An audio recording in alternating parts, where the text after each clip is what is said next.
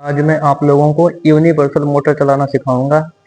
यह कैसे काम करता है एवं इसमें कौन कौन से पार्ट लगे होते हैं ये बताएंगे, और ये सबसे ज़्यादा स्पीड पे क्यों चलता है, इसका कारण क्या है, ये भी बताएंगे। ये हमारे पास मोटर कंट्रोल पैनल है जिसमें 3 मोटर लगे हुए हैं।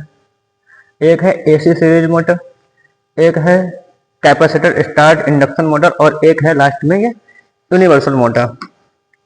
यूनिवर्सल मोटर की जो स्पीड होती है ये लगभग सभी मोटर से ज़्यादा होती है, लगभग 32,000 आरपीएम। ये 1 मिनट में लगभग 32,000 आरपीएम, मतलब 1 मिनट में 32,000 चक्कर लगाती है। इसका प्रयोग सामान्यतः ड्रिल मशीन, घरेलू मिक्सर ग्राइंडर में किया जाता है, और जो जहाँ बहुत ज़्यादा स्पीड की आवश्यकता होती है वहाँ इसका प्रयोग किया जाता है। ये इंडक्शन मोटर है कैपेसिटर स्टार्ट, ये स्पीड इसकी कम होती है। अब इसकी देख सकते हैं जो आरपीएम है ये 1440 आरपीएम है, लेकिन इसकी आरपीएम जो होती है लगभग 32,000 आरपीएम होती है। ये बनाई कैसे जाती है, जो डीसी सीरीज मोटर होती है उसी में एक हम कंपेंसेटिंग वाइंडिंग लगा देते हैं एवं उसका जो रोटर होता है, जो रोटर में जो फील्ड वाइंडिंग होती है, आर्मेचर वाइंडिंग और फील्ड वाइंडिंग, उसका तार थोड़े मोटे कर देते हैं, जो इसके जो भाग हैं थोड़े मजबूत कर देते हैं, बेयरिंग अच्छी क्वालिटी का लगा देते हैं। फिर जो डीसी मोटर है वो एसी में परिवर्तित हो जाती है और इसमें एक और वाइंडिंग लगा देते हैं जिसे हम सहायक वाइंडिंग कहते हैं, एक्सिलरी वाइंडिंग। उसके अनुसार तो ये एसी और डीसी पे भी कार्य करती है, लेकिन डीसी पे ज्यादा अच्छे से कार्य करती है। अब इसे चला के दिखाते हैं।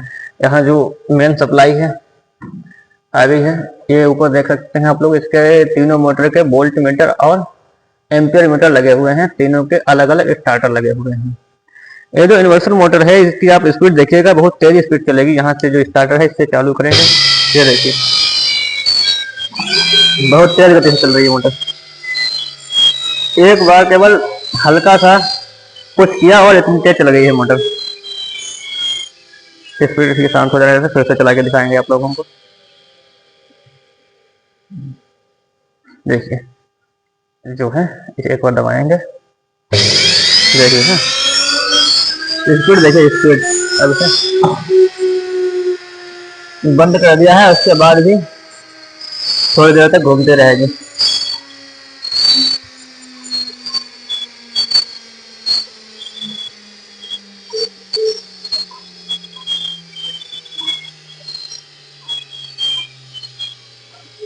बहुत ही तेज गति से चलती है।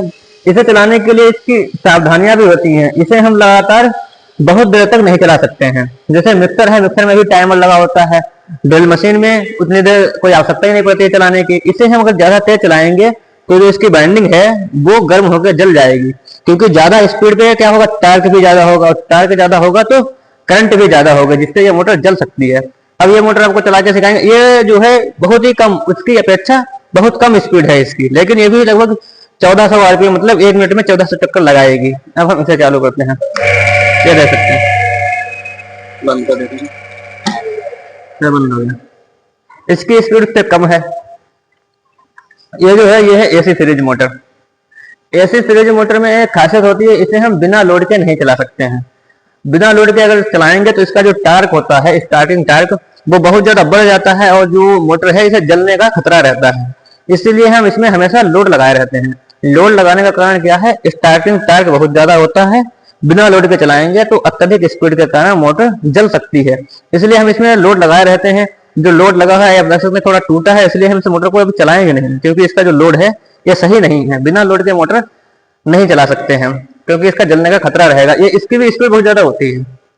एसी सीरीज मोटर की स्पीड समझो यूनिवर्सल से तो कम है, लेकिन और सब मोटर हैं, जितनी मोटर लगी हैं इन सबसे ज्यादा है एसी सीरीज मोटर की, क्योंकि जो है डीसी सीरीज मोटर से बनता है यूनिवर्सल मोटर। एसी सीरीज और डीसी सीरीज का मिक्स रूप है।